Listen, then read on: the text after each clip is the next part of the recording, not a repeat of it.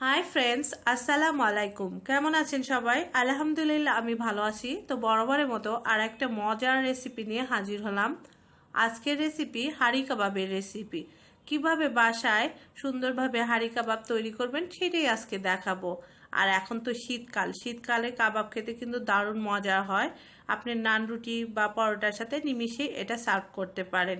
তো কিভাবে করেছি এর জন্য পুরো ভিডিওটা দেখতে হবে। তার জন্য আমি প্রথমে দেখেন 750 গ্রাম গরুর মাংস পাতলা স্লাইস করে লম্বা করে কেটে নিয়েছি। এখন আমি মেরিনেট করে নিব। এক এক করে মশলাগুলো অ্যাড করে দিব, দিয়ে আমি মেরিনেট করে নিচ্ছি। এর জন্য দেখেন 1.5 চামচের মতো আমি মরিচের গুঁড়া দিব। আপনাদের ঝালটা যেরকম পছন্দ করেন সেই অনুযায়ী আপনারা অ্যাডজাস্ট করবেন।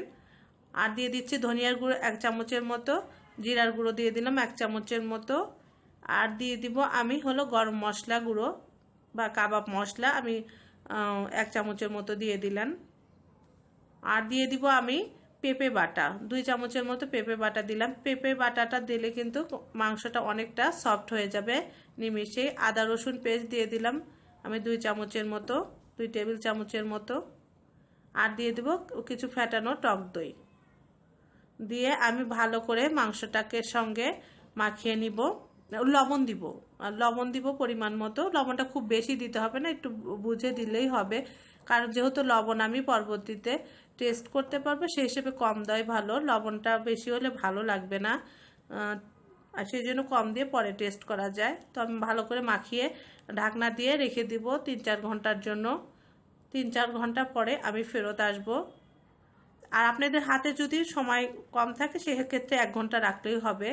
তো আমি 3-4 ঘন্টা পরে ফেরত আসলাম। একটা কড়াই দিলাম, চুলায় একটা কড়াই দিলাম, তার মধ্যে 3 টেবিল চামচের মতো রেগুলার খাবার তেল দিলাম। তেজপাতা দিয়ে দিচ্ছি একটা। আসলে গরম মশলাটা বেশি দিতে হবে না, অল্প অল্প করে 1-2টা দিলেই হবে, কারণ আমি কাবাব মশলাটা ইউজ করেছি। দারচিনি 2 টুকরো দিয়ে দিলাম। আমি সব মশলা এক এক করে দিয়ে দিব। তো একটু গরম হলে 2টা এলাচও দিয়ে দিলাম। দিয়ে আমি একটু গরম হলে তারপরে আমি হলো পেঁয়াজ কিউব দিয়ে দিচ্ছি। পেঁয়াজ কাটা আসলে একটু পেঁয়াজের পরিমাণটা একটু বেশি দিতে হবে, খুব বেশি না আবার একদম কমও না। আমি দিয়ে দিলাম, দিয়ে একটু ভেজে নিব। তো একটু নরম হবে, একটু ব্রাউন ব্রাউন হালকা ব্রাউন ব্রাউন হলে আমি তখন একটু সরিষার তেল অ্যাড করলাম। সরিষার তেলটা দিলে কাবাবের একটা ভালো ফ্লেভার পাওয়া যায়, আমি সেই জন্য সরিষার তেলটা অ্যাড করলাম। মাংসটা এই পর্যায়ে একটু পেঁয়াজটা ব্রাউন ব্রাউন হলে আমি দিয়ে দিব। একদম পুরো ব্রাউন হতে হবে না, বাট কিছুটা ব্রাউন হলে মাংসটা দিয়ে দিব। দিয়ে আমি চুলার আঁচটা মিডিয়াম আঁচে করে আমি একটু নাড়াচাড়া করে নিব। একটু সময় নিয়ে 1-2 মিনিট একটু নাড়াচাড়া করে নিব। একটু সময় নিয়ে নিতে হবে। এত একটু নাড়াচাড়া হলে দেখেন অলরেডি কিন্তু আমার মাংস থেকে পানি চলে এসেছে। এই পানিতেই কিন্তু সিদ্ধ হবে। ঢাকনা দিয়ে আমি 4-5 মিনিটের জন্য রেখে দিয়েছিলাম। দেখেন মাংসের এটা কিন্তু চেঞ্জ হয়ে গিয়েছে। 4-5 মিনিট পরে দেখেন আমি একটু মাংসটাকে উল্টে পাল্টে ভেজে নিব। আপনারা চাইলে যদি গ্রেভি রাখতে চান তাহলে একটু ভেজে একটু গ্রেভি থাকলে নামাবেন, বাট কাবাবটা একটু শুকনো শুকনোই আমার ভালো লাগে, সেই জন্য আমি শুকনো করেই নামাবো। তো এখন আমি সময় নিয়ে একটু ভেজে নিব। আপনারা অবশ্যই এই পর্যায়ে একটু লবণটা টেস্ট করে নেবেন, অবশ্যই একটু লবণটা টেস্ট করে নেবেন।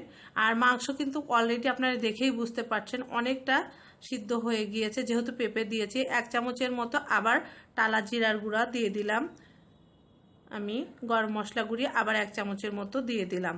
দিয়ে আমি মাংসটাকে আবার একটু ভেজে নিব। একটু সময় নিয়ে ভাজা হলে এই পর্যায়ে আমি দেখেন এরকম ভাজা নিচ থেকে তেলটা বের হয়ে গেলে আমি একটু রিং রিং করে কেটে রাখা পেঁয়াজগুলো অ্যাড করে দিচ্ছি। দিয়ে আবার একটু ভেজে নিব। পেঁয়াজটা জাস্ট একটু নরম হলেই, নরম না একটু মিশানো হলেই আমি একটু ভেজে নামিয়ে নিব। তো একটু সময় নিয়ে আমি এটা করে নিচ্ছি। দেখেন মাংসটা এতটাই সিদ্ধ হয়ে গিয়েছে, ছাড়া ছাড়া ভাব হয়ে গিয়েছে। আর এই কাবাবটা খেতে কিন্তু দারুণ মজা হয়। তো এখন আমি নামিয়ে নিব, আমার খুব বেশি ভাজতে হবে না, এখন হয়ে গিয়েছে, আমি নামিয়ে পরিবেশন করে নিচ্ছি। তো তৈরি হয়ে গেল মজাদার হাঁড়ি কাবাব রেসিপি। খুব সহজেই কিন্তু এই রেসিপিটা তৈরি করে ফেললাম। আপনারাও অবশ্যই তৈরি করতে পারবেন। এটা রুটি, লুচি, পরোটা সব কিছুর সাথেই সার্ভ করতে পারবেন। অনেক মজার একটা রেসিপি। আপনি করলেই বুঝতে পারবেন। আর আমার রেসিপিটা যদি ভালো লাগে অবশ্যই একটা লাইক কমেন্ট শেয়ার করবেন ফ্রেন্ডদের সাথে।